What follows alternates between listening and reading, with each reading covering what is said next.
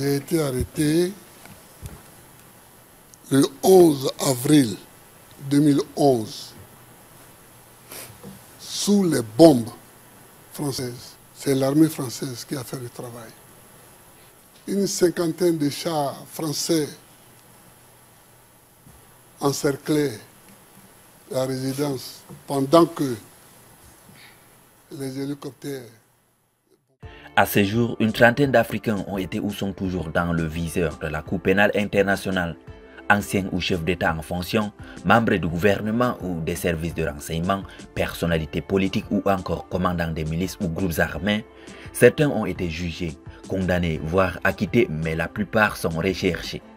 Si beaucoup sont soupçonnés d'avoir commis des crimes graves, quelques-uns sont poursuivis pour avoir porté atteinte à la bonne administration de la justice. Dans cette nouvelle vidéo, nous revenons sur les cas des 5 dirigeants africains les plus médiatisés et qui ont été objets de polémiques sur le continent africain.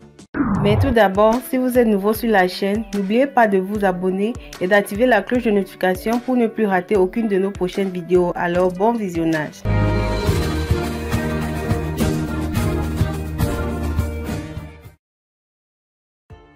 Omar el-Béchir.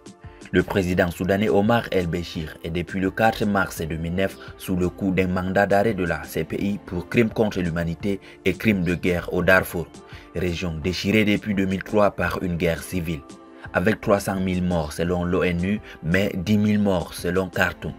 Le 12 juillet 2010, les juges de la Cour pénale internationale ont ajouté des charges de génocide contre el-Béchir.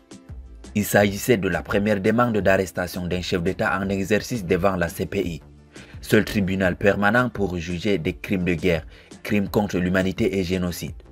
C'est aussi la première fois que le génocide était porté devant ces juges.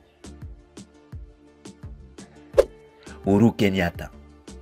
Élu à la présidence du Kenya en mars 2013, Uhuru Kenyatta est accusé d'avoir orchestré les violences à caractère ethnique qui ont fait 1200 morts après l'élection présidentielle de décembre 2007. Il avait nié les accusations portées contre lui. Alors le 8 mars 2014, il se rend à la convocation de la Cour pénale internationale pour une audience sur un éventuel nouveau report de son procès pour crimes contre l'humanité, devenant le premier chef d'État africain en exercice à comparaître devant la CPI. Cependant, la Cour pénale internationale a annoncé vendredi 5 décembre 2014 l'abandon des charges contre lui.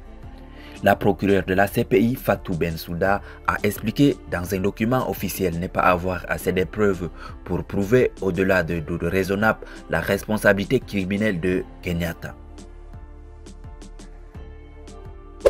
Laurent Gbagbo. Il est élu à la tête de la Côte d'Ivoire en 2000 face au président sortant Robert Gueye. Son mandat est marqué pendant plusieurs années par une crise politico-militaire.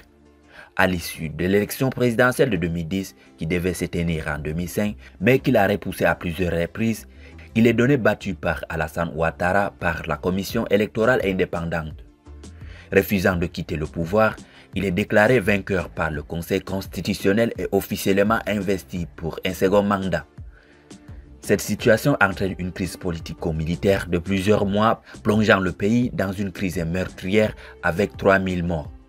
Alors que la victoire de son adversaire est reconnue par la quasi-totalité de la communauté internationale, il est finalement arrêté le 11 avril 2011 par des forces d'Alassane Ouattara. Incarné auprès de la Cour pénale internationale, il est acquitté en 2009 et il rentre en Côte d'Ivoire en 2021. Charles Taylor. Le Libérien Charles Taylor a été inculpé en mars 2003 de crimes de guerre et crimes contre l'humanité par le tribunal spécial pour la Sierra Leone pour son rôle dans la guerre civile de 1991 à 2001, faisant 1200 morts et des milliers de mutilés. Il occupait alors la présidence du Libéria, poste auquel cet ancien chef de guerre avait été élu en 1997.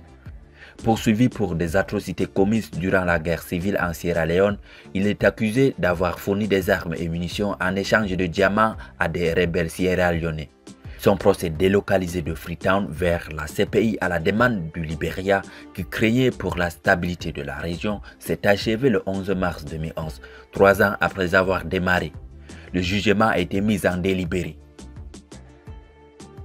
Jean-Pierre Pemba. ancien vice-président de la République démocratique du Congo, arrivé numéro 2 à la présidentielle de 2006 face à Joseph Kabila, il fait l'objet d'un procès pour crimes de guerre et crimes contre l'humanité devant la cour. Arrêté en mai 2008, il est accusé de viol, de pillage et d'atteinte à la dignité de la personne.